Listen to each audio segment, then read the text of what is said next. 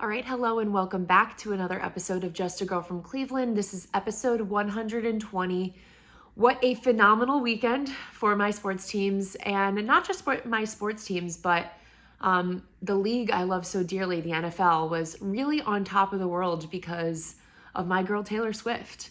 You're crazy if you didn't think I was going to talk about this today because it's really the only thing that's consumed my mind since around 4 o'clock on Sunday when I saw a tweet come across as I was walking after the Browns game.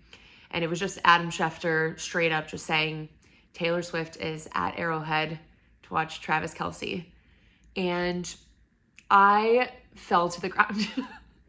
And I'm not being dramatic. Like, I had to stop myself. My jaw dropped. I couldn't believe what I was seeing. Obviously, there have been, the reports in the weeks leading up to this. And it was hard to know what exactly to believe. At one point, I kind of felt like, is Travis just like saying this for fun and to kind of like egg it on, and they've like never actually spoken or met each other? And then to see her there, it took my breath away. I felt like I was a 13-year-old girl again. This is like an experience that I think a lot of people are having. Like, I am 27 years old and I felt like a teenager who was like, dating the quarterback on the football team. Like, that's what it felt like. And I was like, this isn't even me, like, that this is happening to. This is Taylor Swift and Travis Kelce. But it just made me like giddy, like a child watching them, or watching her with his mom in the box, cheering him on, losing her mind when he scores a touchdown. And then post game to see them walking out together, getting in the convertible, driving away. It's like every child, every little girl's dream. And it just felt like this was like a real life, like storybook romance novel. It was just fun. It was a fun day of following this. And, as someone who is a massive Swiftie and also, obviously, as you guys know, a massive football fan, it felt like my two worlds were just colliding. And I didn't know if that would ever happen because, Taylor Swift doesn't really date athletes usually. So this was a big change for her. And she picked a Cleveland boy. Cleveland boys pretty much on top right now. We've got Adele and Rich Paul. We've got, well, I don't know if they're still together, but MGK and Megan Fox. And then Taylor and Travis. Like, if you were to list out most famous women from the last, 20 years, Adele, Taylor, and Megan Fox, like, those are some of the top of the list right there. And they're all dating boys from Cleveland. And so I just think that that's something to note, that maybe this city just breeds people differently. I don't know. Who's to say? But it was really fun just watching it the whole day. And we'll see if she ends up at some other games this season. I have a mailbag question about it that I'm going to talk about later, and where I think this is going. But had to start with that because it really just, after the football games I got to watch this weekend between the Buckeyes and the Browns, to top it off with that, I was like, this is a great football weekend. I really can't ask for more. And I'm, as just like a fangirl of everything that I enjoy, like, I'm just a fan of things that are fun and exciting. This was the peak for me. So, yeah, we'll keep you updated as it continues on. We might have to have like a weekly Taylor Travis update if things keep moving along here, or if they end in a week, then we don't do any more updates, but it's okay. It was fun while it lasted then. Okay, so to get into the actual football games, obviously going to talk about Ohio State, Notre Dame, and then we're going to talk about the Browns and the Titans. So we'll start with Ohio State. What a stressful game that was. It was pretty brutal with about, 2 minutes left in the game. I'm like, we're not winning this game. And I'm starting to question, who are they going to bring in? Because Ryan Day is going to be out of here if he can't win these big games. And you kind of really begin to question everything. And then, at the end of the game, Kyle McCord is really able to take them down, made some big boy throws, and was able to get it done. And I think that was so big for him. It was big for the confidence of the team to do it against an opponent like Notre Dame in their stadium. And I think it was big for Ryan Day. And I think Ryan Day has been the biggest story from this game because of his passion and his fire post-game in his interview. So if you didn't see before the game, Holtz was on the Pat McAfee show, and he was kind of talking disrespectfully about Ryan Day and Ohio State, mostly saying that the team just didn't have any toughness. And that has been a criticism of this team in the last few years, and I think a fair criticism at times. You've watched them, go into Ann Arbor and have that team up north come into Columbus and just beat them down. And it did feel like, especially the one 2 years ago in 2021, that had a lot of the snow in that game, there was just a complete lack of toughness in that game. So I think it is a fair criticism of this team over the last few years. But I will say, when you have your coach hear that from, a prominent member of another organization, you are going to want to fight for your guys and stand up for your team. And I really, really respect Ryan Day for doing that. It actually made me like him a lot more. The fact that he went out there and, yelled at some 85-plus-year-old man. I think he's like 86 or somewhere around there. And just defend your guys. Let everyone know, hey, they are tough. They work hard. They deserve to be here. We've had our moments, but like these guys, they want to win these games just as much as the rest of them. So it was good to see him show some passion. I think that'll motivate his team in general. Like the players want to play harder for a coach that they feel like is fighting for them and not, not having their backs. Like they want to play for someone like that. So I think it's only going to do good things for this team. Now, it was funny. It was like, everyone was like, Lou Holtz is probably asleep right now. He isn't hearing you yell at him in this moment. But I thought it was a great moment. And just a great moment for the team overall. As you go into the rest of the season, you still have some of the easier Big Ten games. You're kind of out of those first couple that are against, teams that you expect to beat by 50 points. So now you have some more Big Ten games, and then you get into some of the tougher Big Ten games as well. So going to be really interesting, but shout out to Kyle McCord. I think he is, really stepping up to the plate, which I respect. And then massive respect to Ryan Day. I've been critical, and I still will be if you lose to teams that matter. I'll still be critical, but earned a lot of respect from me during this game for sure. Okay, Browns-Titans. This is the game I think a lot of us have been really waiting for. Week 1 and week 2, the defense extremely dominant, really carried the team. Week 1 carried them to a win. Week 2, it wasn't enough, but still really dominant performance. This was the first time it at least felt like the offense was trending in a real upwards direction, which I think instilled a lot of confidence in the fan base that like maybe this can really be something, that it's not just going to be the defense carrying them through it. 27-3 was the final score.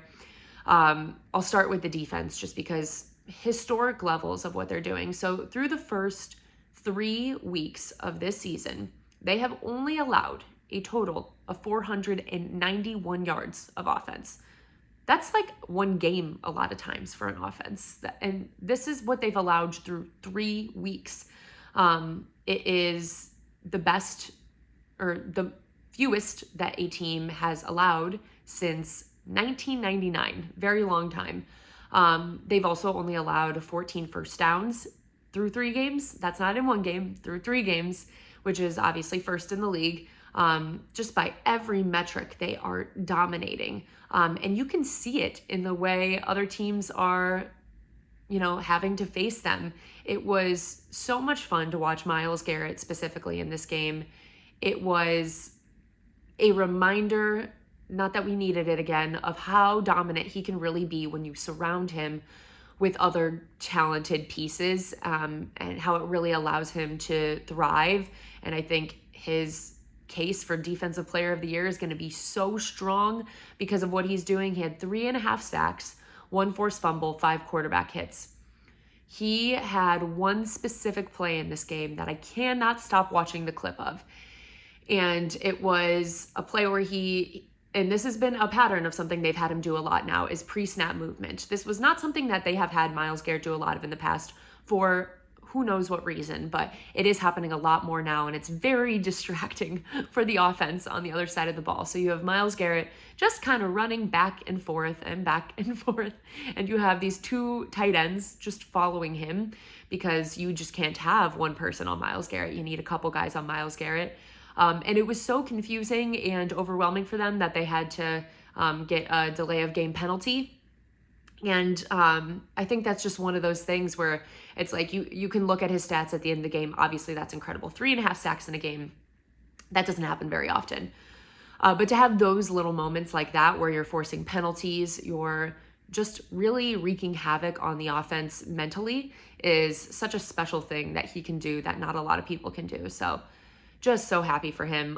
It's been really, really fun to watch. And across the board, the entire defense, obviously holding the Titans to 3 points is incredible. And look, the Titans aren't some offensive juggernaut. I'm fully aware of who they are as a team. But you should be beating up on those bad teams, and that's what they're doing. They're taking care of business. And I think it really allowed the offense to try to get comfortable, and that's what they need right now, is to test some things out. This was the first week I feel like we really saw the offense kind of start to evolve more to what people have been talking about this offseason on what they want this offense to look like. And I think part of that was Kevin kind of opening things up more. And part of it was just Deshaun playing better. He was making some better throws. He was seeing the field a lot better, it felt like. The last few weeks, it felt like he wasn't seeing things. He was moving slower. This was a little bit more up to speed with what you would expect from him. It's still obviously not at, the top levels of what we've seen from him, but you're seeing more and more glimmers of it in this game of like, yeah, that is the Deshaun Watson that we expected to have when this team decided to trade for him. So I think that was a really big deal for him and his confidence to get a lot better this week. Definitely his best game as a Brown so far by a mile. 27 of 33, 289 yards, 2 touchdowns. He still had bad moments. He had the one play where he was getting sacked, and mid-sacked, he just throws the ball directly backwards. It was that was a frustrating play to watch, because that was obviously a mental error on his part. I'm not sure what exactly he was thinking. So that was pretty bad. Definitely a struggle. But in general, there were a lot more good moments that made you feel positive about his play. The run game never really got going. Like there's still, some progress being made throughout the game, but in general, you're just, it's not Nick Chubb anymore. They really kind of spread out the carries through 3 of the guys. We had Jerome Ford, who had 10 carries for 18 yards. Pierre Strong had 6 carries for 27 yards, and Kareem had 5 carries for 13 yards. So no one really stood out. Harrison Bryant also actually had 2 carries. So I don't know if that's something they're intending to do more of, but that was in there as well. So obviously those 3 main running backs, but maybe sprinkling in some tight end carries, I guess. So yeah, none of those stats are, shocking or very exciting, but it got the job done. So I think, in terms of at least this game, that's important. You just don't have a true RB1 anymore. You're just going to have to use each guy's strengths in the moments that you need them and see what can happen. I still think Jerome can have some upside in the receiving game too. So there's some abilities there, but it's just never going to compare to Nick Chubb. And, he was definitely missed. It was really sweet at the end of the game. They gave out a couple game balls, but the last one was to Nick Chubb, and Kevin Stefanski said that he himself drove over to Nick Chubb's house to give it to him, which I thought was incredibly sweet. Really shows how valuable Nick was to this team. The way every guy was talking about him, like Kareem came in down the tunnel in a Nick Chubb jersey. He wore a little thing underneath, like a shirt that had a 24 on it, underneath his jersey. Lots of guys had like stuff written on them. Like it was just tributes to him everywhere. Clearly very missed. Obviously in the news, it's promising that Nick might still be able to have a football career, which I wasn't sure about when I talked on this podcast last week. It turns out he didn't, tear like 7 different things from what they know now. It's his MCL. So he's going to be getting his surgery, and obviously once they get in there, they'll be able to see the extent of the damage done. But from what it seems like, it's a 6 to 8 month recovery. Nick will probably be 6 because it's Nick, maybe even less, who knows.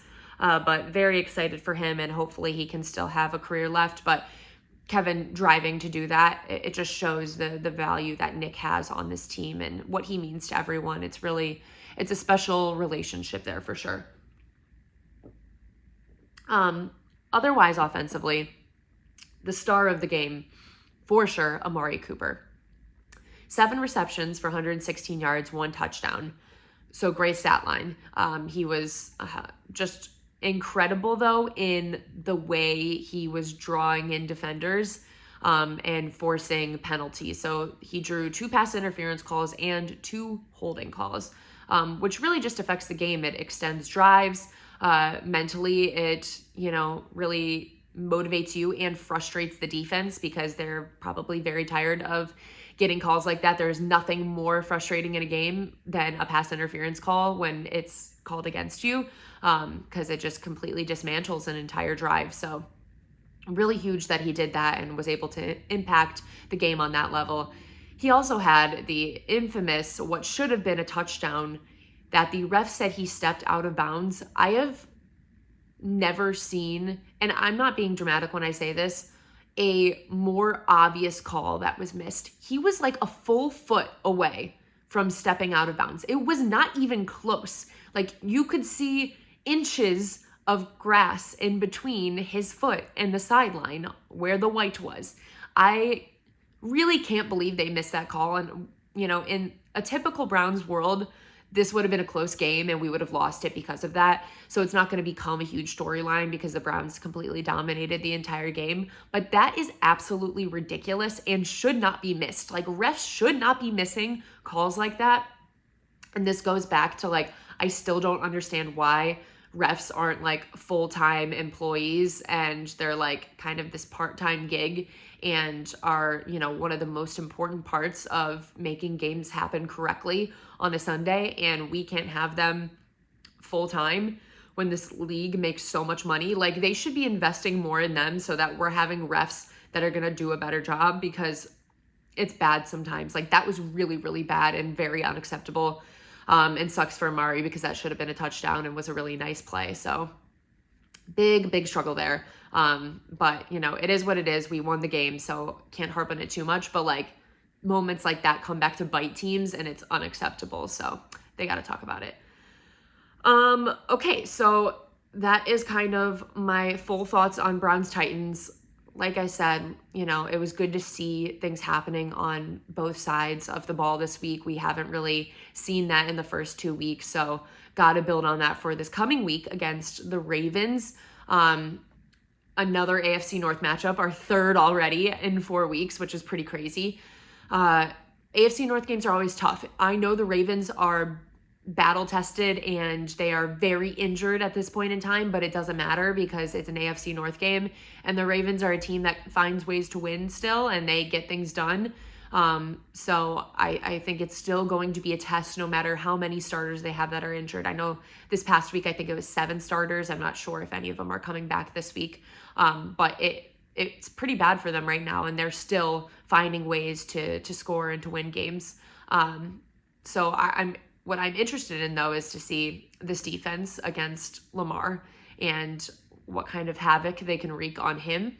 I think that's going to be a huge deal, and I'm definitely seeing some turnovers being forced in this game and the pressure getting to Lamar and making him potentially be irresponsible with the ball. If we can win this game and go 3-1 to start this season, going into the bye week, which is week 5, crazy early. I know I've talked about that before, but it's weird that it's so early. But I think it actually, in terms of the schedule, falls at a decent time because you went through the gauntlet of these AFC North games. And I would say the Titans are a similar team to an AFC North team in the way that Vrabel has his teams play. So you're kind of going through a gauntlet of those first 4 weeks. You have the bye week, and then you come back with the San Francisco 49ers, who are one of the best teams in the NFL right now, have a really incredible defense, which is going to be a huge test for this offense.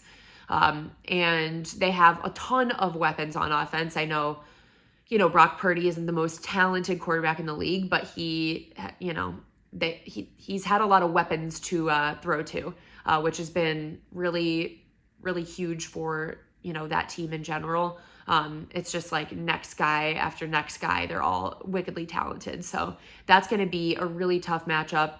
I think no matter who is out there, they're just a good team, and they're always going to be that way. So really, really interested to see how that one is going to go. But I think it's good we have the bye right before that to get healthy, rested up, be able to come in and really fight against a really, really good football team that might be one of the top 2 teams in the league, honestly.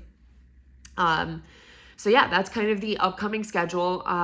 Couple of mailbag questions before we get out of here. I picked 3 this week. I forgot to post the question box early enough because, sometimes the week just gets away from you. So I left it up, just got a couple questions and took it down. So sorry if you didn't get to ask one this week that you wanted to. I was delayed. But we'll answer these couple ones. So first one is Deshaun the weakest link on the Browns? I think that's hard to say because everything works together in such a cohesive manner. And up until this week, I would have said yes because of the way he had been playing. This week was much improved. And also this week, we don't have our star running back anymore. So I do think we're going to have weeks where the running backs are really tested, and it's going to be a massive struggle when you're playing a team that's better than the Titans. So I think the run game could actually end up being the weakest link. Kind of in combination with that, I think we've still seen some struggles from the offensive line. They haven't been awful, but there's some clear holes and some clear struggles happening there. And I think that's, going to continue to affect the run game as well for the amount of holes that they can provide for these running backs. So it's the weakest link is definitely something on the offensive side of the ball. We don't really have a weak link on defense, which is such an insane thing to say because a year ago it was just not even close to that at all. But I think if I were to pick one right now, I would say probably the run game, just because Nick is such a massive loss. But we will see. There is a lot of season left, and a lot's going to be proven to us during that time. Okay, next question is, do you have confidence that Kyle McCord can lead the team to a national championship after that gutsy win? When you look at the college football landscape this year, it is incredibly wide open. There is not a super, super dominant team, I think, in the way that there has been in previous years. And I think we're in a year, honestly, where anything can happen, which is really exciting for the sport because I think people have gotten a little bit bored over the years of kind of the same things happening all the time. It could still end up being some of the same teams. It could be Georgia, Ohio State, Alabama, and someone else. But you never really know this year, which I think is really exciting. So I think that is good for this Ohio State team. I think, like I mentioned earlier, that win really helped Kyle's confidence. The fact that he could go down the field, get a score like that, and win against a really good team was huge for him. And he was a massive part of that. He had some really awesome throws in that. So I think I have a lot more confidence than I had before this week. I'll say that. But I really hate to get ahead of myself because after 2 years of losing to that team up north, you really got to win. You just got to win. It's really important to get that done before you start thinking about winning a national championship, even though last year we lost to them and we almost went to the national championship. But in general, I think you gotta worry about that first. Okay. Last one, over under 1.5 additional Chiefs games that Taylor Swift attends this season. So I think that we maybe see her at one more game. This coming week, the Chiefs play at MetLife against the Jets. And, because she lives in New York, I think that would be easy and make a lot of sense. But I think it would be kind of crazy for her to go back-to-back weeks. It goes from nothing to she's in Kansas City, then she's at MetLife. She's a part of the team now. She's a part of the crew. I don't know. It feels like that would be kind of crazy.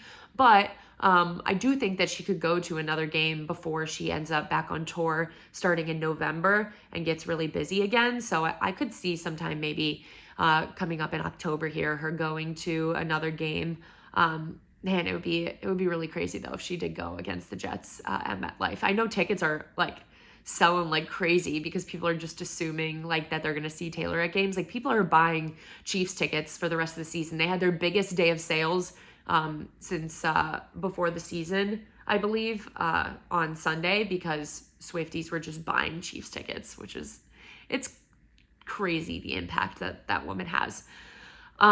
So yeah, I'm going to say the over on that because she's already attended one. So yeah, I think there will be one more in the mix, and I think it's going to be really exciting, and I'm going to freak out again because it's really fun to be excited about things. And don't ever let anyone tell you to not be excited about things. Being excited about things is great, and it brings me so much happiness in my life.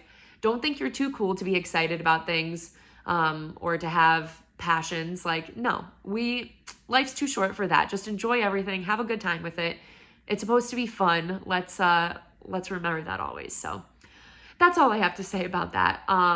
Thank you guys so much for listening. A little bit shorter, I think, this week, but we'll have plenty to get into next week. Hopefully some wins once again. That's always the goal. So if you could leave a review or rating on Apple, Spotify, subscribe, please. Also subscribe to the YouTube, comment on it, like it, share, all of those good things. I very much appreciate it. Football season is flying by. So thank you guys so much for listening, and go Browns.